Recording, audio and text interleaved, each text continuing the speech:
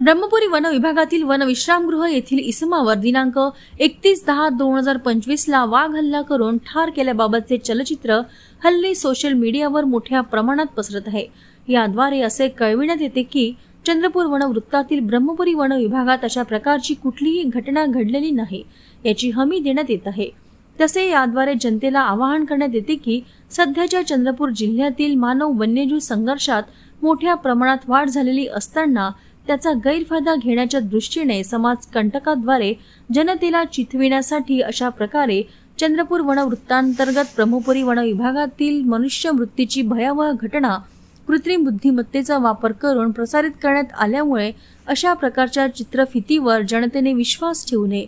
तसेच सदर चलचित्र प्रसारित करणाऱ्या समाज कंटकावर वन विभागाच्या वतीने फौजदारी स्वरूपाची कठोर कार्यवाही करण्यात येत आहे व याद्वारे पुनश्च आवाहन करण्यात येते की अशा प्रकारच्या अफवांवर जनतेने विश्वास ठेवू नये।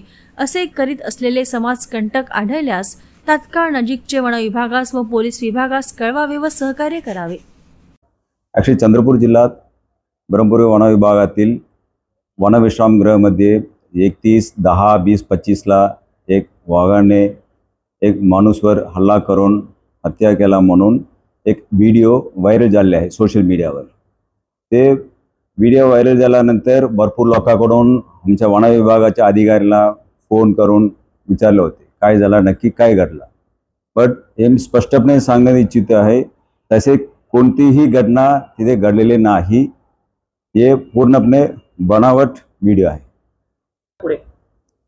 हे पूर्णपणे समाजकंटक लोक कोणतरी एक AI वापरून हे फेक व्हिडिओ बनवलेला आहे। म्हणून ऑलरेडी मी आमच्या चंद्रपूरचे SP श्री सुदर्शन मुम्माकला पण आम्ही फोन करून त्यांच्यावर तोंडी सांगितले होते साहेब, फिर SP साहेब तिकडे ब्रह्मपुरी पोलीस स्टेशन तिथे PIला पण समजून सांगून ते कडक कारवाई करा म्हणून त्यांना सूचना दिलेल्या आहे। आमच्या ब्रह्मपुरीच्या वन परिषद अधिकारी तिथे जाऊन आता फौजदारी गुन्हा दाखल करणार।